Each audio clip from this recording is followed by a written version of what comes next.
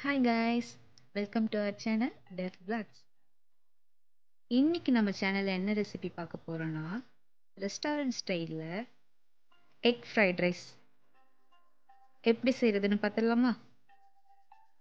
இன்னைக்கு நான் 2 பேர் சாப்பிட்ற அளவுக்கு தான் செய்ய போகிறேன்.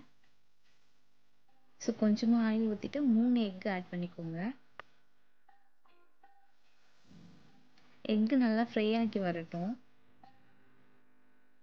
1/2 டீஸ்பூன் எக்கு கூடவே சால்ட் ஆட் பண்ணிக்கோங்க. ஆட் பண்ணி நல்லா ஃப்ரை பண்ணிக்கோங்க. இந்த அளவுக்கு நல்லா ஃப்ரை ஆகி வந்ததும் இது கூடவே நறுக்கி வச்சிருக்க வெஜிடபிள்ஸ் எல்லாமே நம்ம ஆட் பண்ணிக்கலாம்.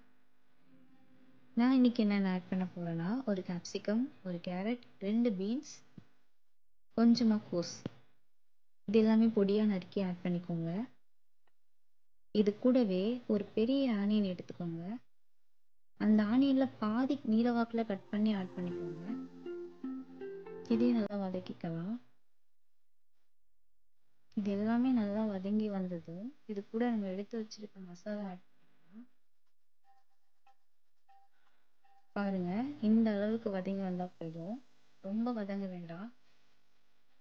இந்த ஸ்டேஜில் 1 ஸ்பூன் தனி மிளகாய்த்தூள், 1 ஸ்பூன் பெப்பர் தூள், 1 ஸ்பூன் கரம் மசாலா, இது 3மே ஆட் பண்ணி நல்லா வதக்கிக்கோங்க. உங்களுக்கு ரொம்ப ஸ்பைசியாக வேணும் அப்படின்னா தனி மிளகாய்த்தூள் இன்னும் 2 ஸ்பூன் ஆட் பண்ணிக்கோங்க. அது கூடவே சோயா சாஸ் ஆட் பண்ண போகிறேன். 1 டீஸ்பூன் அளவுக்கு ஆட் பண்ணால் போதும்.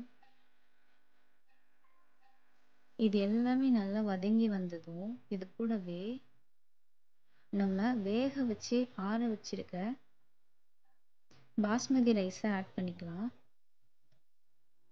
இதுவே நீங்கள் சிக்கன் ரைஸ் செய்ய போகிறீங்கன்னா இந்த ஸ்டேஜில் ஃப்ரை பண்ணி எடுத்த சிக்கனை குட்டி குட்டியாக கட் பண்ணி ஆட் பண்ணிக்கோங்க. இன்றைக்கி நம்ம எக் ரைஸ் தான் செய்ய போகிறோம்.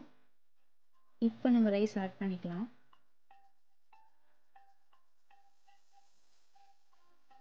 ரைஸ் இந்த அளவுக்கு உதிரி உதிரியாக இருக்கணும். அப்போ தான் அது ஃப்ரை ஆகி வரும்போது சாதம் சாப்பிட்றதுக்கு அவ்வளோ ஒரு டேஸ்டியாக இருக்கும். இதுவே நீங்கள் குழைய விட்டு அந்த அரிசியை யூஸ் பண்ணி செஞ்சீங்கன்னா டேஸ்ட் ரொம்பவே கம்மியாக இருக்கும். உங்களுக்கு ரெஸ்டாரண்ட் ஸ்டைலில் சாப்பிட்ட ஃபீல் கிடைக்காது. ஸோ இந்த மாதிரி ஒரு டைம் செஞ்சு பாருங்கள். அவ்வளோதான் ஃப்ரெண்ட்ஸ், நமக்கு ஃப்ரைட் ரைஸ் ரெடி ஆகிடுச்சு. ஒரு முறை வீட்டில் செஞ்சு பாருங்கள், இனி ரெஸ்டாரண்ட்டே போக வேண்டான்ற அளவுக்கு சூப்பராக இருக்கும். அப்புறம் மறக்காமல் லைக் அண்ட் சப்ஸ்கிரைப் பண்ணிவிடுங்க. உங்களுக்கு பிடிச்சிருந்தா உங்கள் ஃப்ரெண்ட்ஸ்க்கும் ஷேர் பண்ணி செஞ்சு தர சொல்லுங்கள். பார்க்கவே சூப்பராக இருக்குல்ல, டேஸ்ட்டும் அவ்வளோ சூப்பராக இருக்கும். மறக்காமல் செஞ்சு பார்த்துட்டு உங்களோட ஃபீட்பேக்கை கமெண்ட்டில் ஷேர் பண்ணுங்கள். நெக்ஸ்ட் வீடியோவில் மீட் பண்ணலாம். பாய். தேங்க்ஸ் ஃபார் வாட்சிங்.